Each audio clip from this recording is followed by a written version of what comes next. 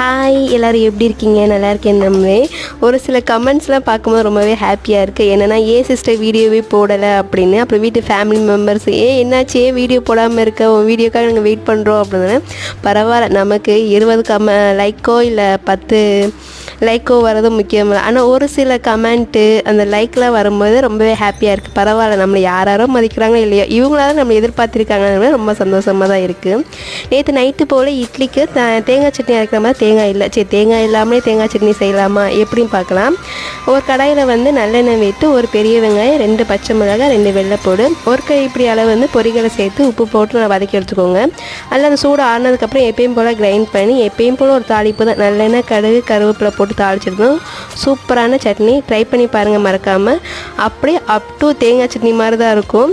Try பண்ணி பாருங்கள். நம்ம வீடியோ பிடிச்சிருந்தா லைக் பண்ணி சப்ஸ்கிரைப் பண்ணிடுங்க. நெக்ஸ்ட் வீடியோ பார்க்கலாம். பாய்.